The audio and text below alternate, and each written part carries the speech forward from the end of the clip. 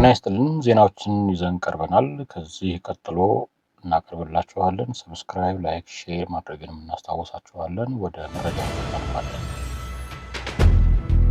ብሔራዊ ባንክ ፍቃድ የሌላቸው የገንዘብ አስተላላፊ ኩባንያዎችና ሌሎች ህገወጥ የሐዋላ አስተላላፊዎችን መጠቀም ከሀገር ውስጥ የሚገኙ የሐዋላ ተቀባዮችን ችግር ላይ ይጥላል ሲል ባወጣው ማሳሰቢያ አስጠነቀቀ። ባንኩ በውጭ ሀገር በሚገኙ የሐዋላ አስተላላፊዎች ላይ ብቻ ሳይሆን በሀገር ውስጥ ህገወጥ የውጭ ምንዛሬ ተቀባዮች ላይ እርምጃ እየወሰደ መሆኑን ገልጧል።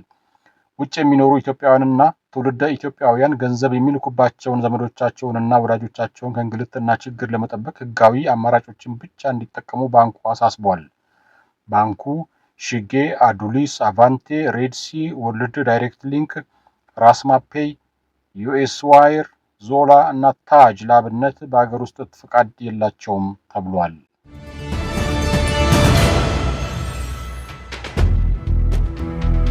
ኢትዮ ቴሌኮም በተወሰኑ የአገልግሎት ጥቅሎች ላይ የ23 በመቶ የአማካይ ጭማሪ ማድረጉን ሰኞ ታህሳስ 20 በማህበራዊ ትስስር ገጹ በኩል ባሰራጨው መረጃ አስታወቀ።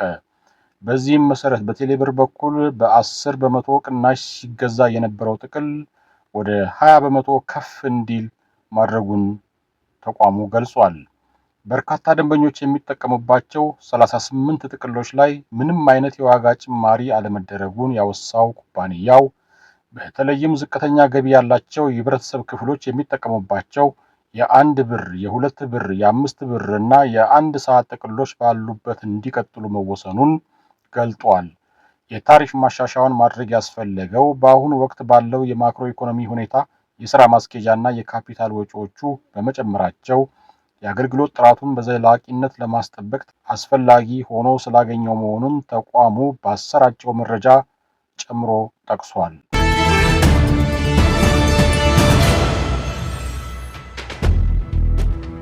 ከ127 ሰዎች በላይ ከ130 እስከ 350 ሺህ ብር የተቀበሉ 2 ተጠርጣሪዎች በቁጥጥር ስር መዋላቸውን ፖሊስ ገለጸ።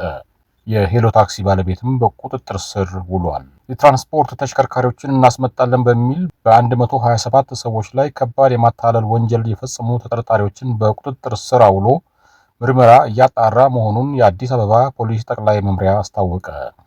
ዜጎችን በአነስተኛ ቅድመ ክፍያ የመኪና ባለቤት እናደርጋለን በማለት ከ127 ሰዎች ላይ ከ130 እስከ 350 ሺህ ብር የተቀበሉ 2 ተጠርጣሪዎች ላይ በከባድ የማታለል ወንጀል ክስ ምርመራ እየተጣራባቸው እንደሚገኝ ገልጿል።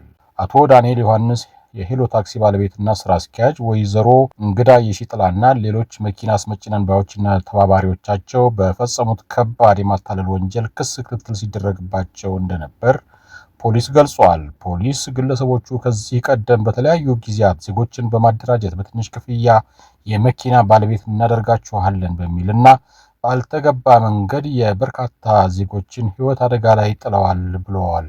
በአቋራጭ ለመክበር በማሰብ ከድሃው ዜጋ ገንዘብ በመሰብሰብ ያልተገባ ጥቅም ለማግኘት የሚሹ ግለሰቦችም ይሁን ተቋማት ከድርጊታቸው ሊቆጠቡ ይገባል ያለው ፖሊስ መሰል የማታለል ድርጊት ውስጥ በሚገቡ ላይም ተገቢውን ሕጋዊ እርምጃ እንደሚወስድ አሳውቋል። ባለሙያዎች ስማርት ስልኮችን ባትሪያቸውን 100% መሙላት ጥሩ እንዳልሆነ አስታወቁ። እንደነሱ ገለጻ ከሆነ ይህ ልምድ የባትሪውን ዕድሜ በእጅጉ ይቀንሳል። ባለሙያዎቹ እንደሚሉት በአብዛኛው የስልክ ባትሪያችን ከ500 እስከ 800 ሙሉ የኃይል መሙላት ዕዶቶችን መቋቋም ይችላሉ። ባትሪው በየቀኑ ሙሉ በሙሉ ቻርጅ የሚደረግ ከሆነ ይህ ሀብት ከ2 ዓመት ባነሰ ጊዜ ውስጥ ያልቃል። ባለሙያዎቹ የባትሪውን ዕድሜ ለማራዘም ጥቂት ቀላል ሕጎችን መከተል ብቻ እንደሚያስፈልግም ይናገራሉ።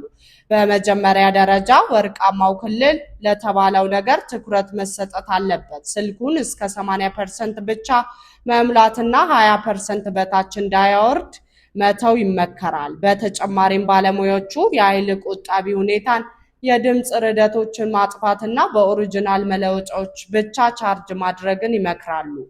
ርካሽና ዝቅተኛ ጥራት ያላቸው ኬብሎች የውስጥ ዕደቶችን ሊጎዱ፣ የባትሪ ብልሽት ሊያስከትሉና ወደ አደገኛ ውጤቶች ሊመሩ እንደሚችሉም ይናገራሉ። በተመሳሳይ ጊዜ ስልኩን ቻርጅ በሚደረግበት ጊዜ አለመጠቀምና እንዳይሞቅ ማድረግ አስፈላጊ ነው። ምክንያቱም ሙቀት ባትሪውን በእጅጉ ሊጎዳና በፍጥነት እንዲበላሽ ሊያደርግ ይችላል ብለዋል። ስለዚህ ባለሙያዎቹ ዘላቂ የሆነ የስማርትፎንን ባትሪ ለማግኘት በጣም ጥሩ አቀራረብ የባትሪውን ኃይል ከ20 እስከ 80% ባለው ክልል ውስጥ ዘውትር መቆየት እንደሆነ ያምናሉ። ለዕለቱ ያዝናቸው ዜናዎች እነዚህ ናቸው። ለሌሎች ዜናዎች እስክንመለስ ድረስ ሰላም ቆዩን እያልን ሰብስክራይብ፣ ላይክ፣ ሼር በማድረግ ቤተሰብ ይሁኑ እንላለን። ቸር ቆዩ።